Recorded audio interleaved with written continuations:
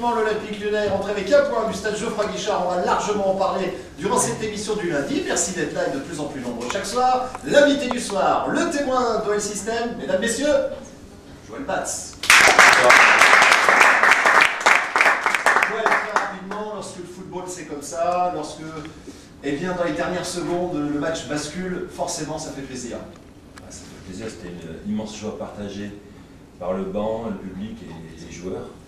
Et surtout quand ils délivrent l'équipe d'un poids, parce que c'était quand même un poids que cette défaite, je n'avais pas encore connu une seule défaite dans les derbies depuis que je suis ici, et j'avais ressenti un poids.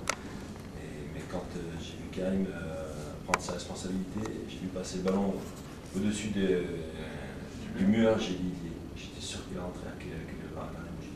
Alors on va en parler durant cette émission, mais franchement, est-ce que tu n'avais pas un peu baissé les bras, peut-être comme un grand nombre de supporters, même si on y croit toujours? Non, mais... il a cru, c'était différent de Lens. Il y avait un autre esprit qui animait l'équipe qu'à Lens, que dans les déplacements à l'extérieur. Et c'est pour ça que tout le monde y a cru, et quand on y croit, on arrive à renverser. Les situations, même quand elles paraissent un peu improbables, il reste quelques secondes, quelques minutes. On va en parler durant cette émission, mesdames, messieurs. Joël Batz, c'est une bonne nouvelle pour tous les téléspectateurs qui nous regardent, qu'ils soient ici même, en 351 du Jean Jaurès, ou alors dans leur maison, chez eux, tranquillement. Mais il y a une autre bonne nouvelle. Il y a des gens actuellement qui se frottent les pieds sous la couette. Serge Collonges.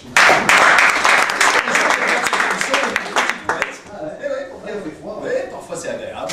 Serge, on reviendra sur le match avec notamment un long résumé de réactions. On va voir un petit peu avec toutes les différentes réactions, on reviendra sur les résultats de cette 23e journée. Et puis on parlera aussi bien de l'entraînement. Il y avait l'entraînement pour deux garçons, c'était Chris qui prépare toujours son retour, et puis Boumson aussi qui s'est entraîné. Et puis on va revenir un peu sur ce transfert un peu rocambolesque de Jean-Alain Boumson par une petite histoire. Et puis on viendra aussi avec le CFA. Flo Boris, Flo Pote avec nous également.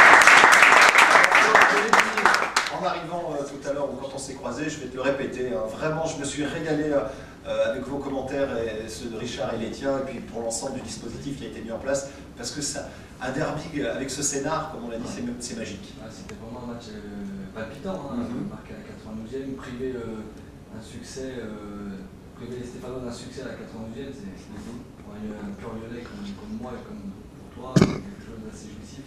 Eh ben on va en parler grâce à ta rubrique, et on peut noter également, je ne sais pas si tu l'as remarqué, qu'on peut même gagner le match, puisqu'il y a une faute totalement imaginaire de Delgado sur le défenseur stéphanois, et quand Delgado fait la passe, ça arrive au point de pénalty, et Fred est tout seul, et il n'y avait pas faute. Comme quoi, mais enfin, on ne va pas trop en demander non plus. On l'avait déjà fait il y a 3 ans. C'est ça. Il ne faut pas exagérer.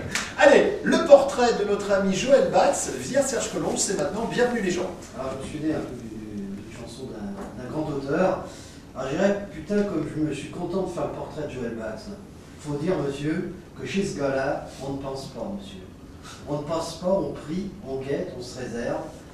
Joël Batz, il a des bouclettes dans les cheveux qu'a jamais vu un peigne, mais qui donnerait sa chemise à des pauvres gens heureux, qui fait ses petites affaires avec son petit maillot, avec sa petite auto. Il faut dire, monsieur, que chez ce gars-là, on ne vit pas, monsieur. On ne vit pas, on joue, on ne cause pas, monsieur, on pense. Les femmes disent qu'il est beau comme un soleil. Il ne faut pas pousser.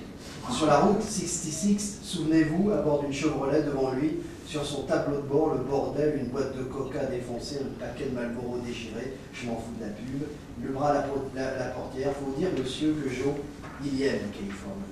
Une radio distille la voix de Johnny Cash, le ruban de bitume, se déroule devant lui, des buissons traversent la route poussée par un vent chaud. Il faut vous dire, monsieur, que chez ce gars-là, le foot ne fait pas toute une vie. En revanche, on se dit souvent qu'il aura un atelier avec des tas de pinceaux, avec des tas de toiles, avec des tas de livres, et qu'on se réunira dedans et qu'il fera bon, qu'on se souviendra des steppes, des pancakes, des bières que l'on a vues dans les salons où on crache par terre, où il fait sombre, où personne ne parle, seul le bruit du ventilateur brise le silence. Les autres, ils disent comme ça qu'il est trop sympa pour moi, que je suis tout juste bon à égorger les chats, j'ai jamais tué de chat, ou alors, il y a longtemps, ou bien j'ai oublié, ou il sentait pas bon. Enfin, ils ne veulent pas, parfois, quand je le vois avec ses yeux mouillants, il dit qu'il partira. Alors, pour un instant seulement, alors moi je le crois, monsieur, pour un instant seulement, parce que chez ce gars-là, monsieur, on ne s'en va pas. On ne s'en va pas, monsieur, on ne s'en va pas, on s'évanouit. Mais il est tard, monsieur, il faut que je rentre chez moi. C'est très beau, Serge. hommage à Jacques Brel qu'on aura constaté. Beaucoup de sensibilité chez ce garçon. Tu le sais pourquoi quand même? Je sais pas, mais je suis en train de le charrier. Mais parce que c'est un garçon sensible. Ouais, c'est pour ça que je trouve que c'est très bien écrit. Bah voilà, Serge, tu peux te casser maintenant. On peut un petit coup de pied. C'était ému, hein, mon Joël? Je trouve que c'est très bien écrit.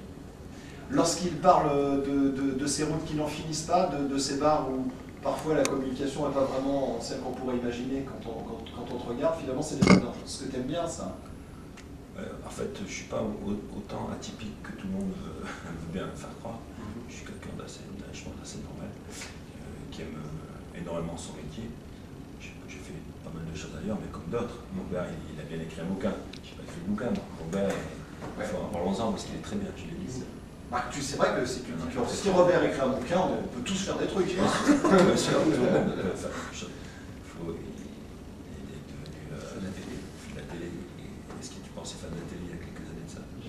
Voilà, donc après c'est aussi l'audace, oser faire des choses, et puis se découvrir soi-même, se découvrir ce dont on est capable de faire.